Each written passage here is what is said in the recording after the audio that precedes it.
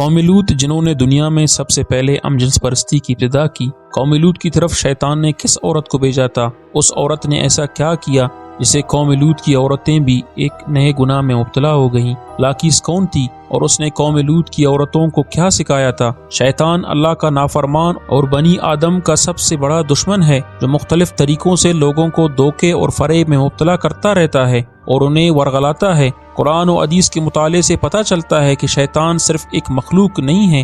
بلکہ ابلیس کی ایک پوری نسل ہے اور اس کے بے شمار اولاد ہیں۔ قرآن مجید میں شیطانی ذریت کا ذکر ملتا ہے جو شیطان کے چیلے اور اس کے کاموں میں اس کے مددگار اور اس کے معاون ہیں۔ بیان کیا جاتا ہے کہ شیطان کی کئی اولادیں ہیں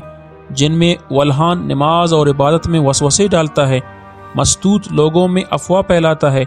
واسم گھر والوں میں لڑائیاں لگواتا ہے، مرا گانے بجانے کے گناہ کو عام کرتا ہے، اور اسی طرح ابلیس کے کئی بیٹے اور پوتے ہیں جو مختلف کاموں پر مقرر ہیں۔ شیطان کی ان اولادوں اور ذریت میں ایک نام لاکیس کا ہے۔ لاکیس دراصل شیطان کی بیٹی ہے جسے ابلیس نے ایک خاص ڈیوٹی پر مقرر کرتے ہوئے قوم لوط کی طرف بھیجا تھا۔ قوم لوط دراصل تاریخ کی ایک طاقتور اور مالدار قوم تھی جو اردن کے علاقے میں آباد تھے۔ یہاں سرسبز شاداب وادیاں تھیں جن میں سدوم اور عمورہ کے نام سے دو علاقے آباد تھے۔ ابلیس نے اہل سدوم کو اس طرح گمراہ کیا کہ شیطان ایک دن انسان کی صورت میں سدوم کے لوگوں کے پاس آیا اور اس نے ان لوگوں کو آپس میں ہی یعنی مردوں کو مردوں میں شہوت کرنا سکھایا۔ ان لوگوں کو یہ برا عمل بہت پسند آیا، لہذا یہ لوگ آہستہ آہستہ اس عمل کے عادی بن گئے اور وہ روزانہ بدفعلی کرنے لگے، یہاں تک کہ اگر کوئی مسافر سدوم کے علاقے سے گزرتا تو یہ لوگ ان مسافر مردوں کو بھی پکڑ لیتے اور انہیں اپنا شکار بنا لیتے۔ وقت گزرنے کے ساتھ یہ لوگ اس گمراہی کے گڈھے میں گرتے چلے گئے اور یہ لوگ عورتوں کے بجائے مردوں اور لڑکوں سے زنا کرنے لگے اور عورتوں کی طرف انہیں کوئی رغبت نہ رہا، اور کھلے عام اس عمل کو شہر کے چوک و چوراہوں پر کیا جاتا تھا۔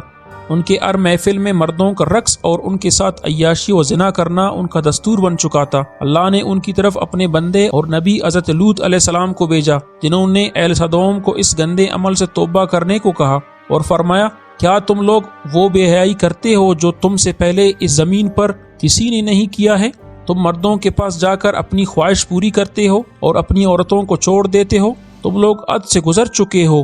لیکن قوم لوط پر ان واعظ و نصیحت کا کوئی اثر نہ ہوا، بلکہ وہ الٹا لوط علیہ السلام کے خلاف ہو گئے اور انہیں مجبور کرنے لگے کہ تم اتنے ہی نیک اور پاک ہو تو اس بستی سے نکل جاؤ۔ اہل سدوم کا مردوں سے زنا کرنا اور بدفعلی صرف ایک گناہ ہی نہیں تھا بلکہ اس عمل سے وہ خدا کے بنائے ہوئے خاندانی نظام کو تباہ و برباد کر رہے تھے اور ایسے سنگین جرم کی ابتدا کر چکے تھے جس سے افزائش نسل کا پورا قدرتی نظام برباد ہو رہا تھا۔ بہرحال جب قوم لوط کے مردوں نے اپنی عورتوں سے قربت کرنا اور ان سے اپنی خواہش پوری کرنا چھوڑ دیا تو ابلیس کے لیے ایک سنہرا موقع تھا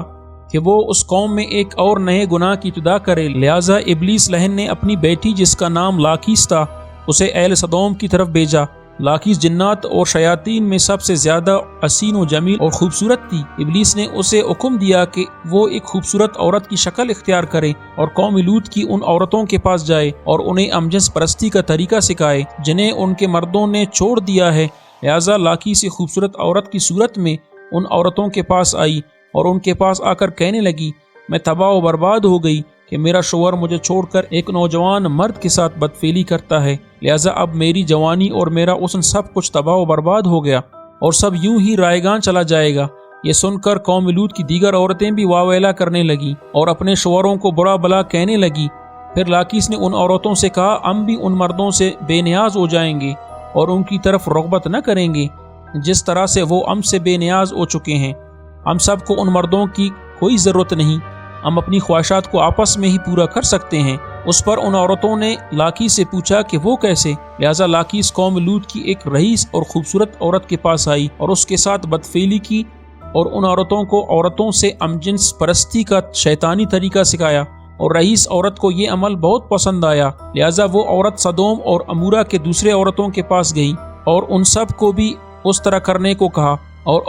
عورتوں کے درمیان جنس پرستی کی اس طریقے کا آغاز ہوا۔ جب ان مردوں نے دیکھا کہ عورتیں عورتوں کے ساتھ ہی اپنی شہوت کو پورا کر رہی ہیں، اپنی عورتوں کو اس بدفعلی سے منع نہ کیا، وہ خود بھی جنس پرستی کے گناہ میں ملوث رہے اور اپنی عورتوں کو بھی اس گناہ میں شریک کرتے رہے۔ آخرکار جب قوم لوط کی سرکشی اور گناہ حد سے تجاوز کر گئی تو اللہ نے ان پر پتھروں اور آگ کے انگاروں کا عذاب بھیجا، جس سے ان کے جسموں کے پرخچے اڑ گئے۔ سدوم اور عمورہ کے 5 بستیاں بالکل تباہ و برباد ہو گئیں۔ سدوم اور عمورہ اور ان کے علاقوں میں ہونے والے اس ہم جنس پرستی کے گناہ کا ذکر نہ صرف اسلام بلکہ توریت اور انجیل میں بھی ملتا ہے،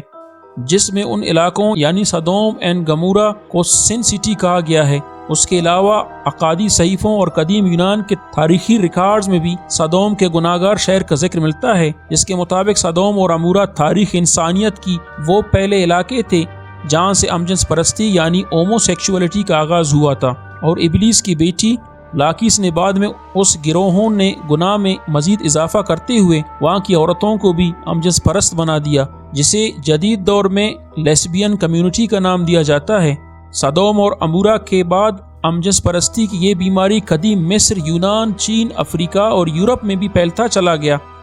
دور جدید میں یورپ اور امریکہ نے ہم جنس پرستی کی سب سے زیادہ حمایت کی، تو ترقی یافتہ معاشروں میں بھی بحث کا موضوع بنا، اور اس گھنونے جرم کو حقوق انسانی میں شمار کرنے کے مطالبے کیے گئے۔ دراصل اللہ نے ہر جاندار کے نر و مادہ جوڑے پیدا فرمائے ہیں۔ یہ نر و مادہ جوڑے نسل کی بقا کے لیے ان کا آپس میں جنسی ملاپ قدرت کے قانون کے عین مطابق ہے۔ انسانی قانون کسی حال میں بھی قانون الہی کا بدل نہیں ہو سکتا، اور قوانین الہی کے فائدے اور برکات کو کسی انسانی قانون کے ذریعے حاصل بھی نہیں کیا جا سکتا۔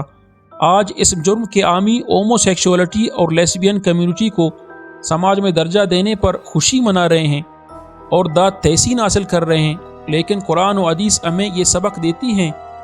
کہ لوط علیہ السلام کی قوم بھی اسی طرح خوشی منا رہی تھی اور وہ بے حیائی کا مظاہرہ کر رہی تھی، لیکن جب اللہ کی پکڑ ہوئی تو وہ قوم نیست و نابود کر دی گئی۔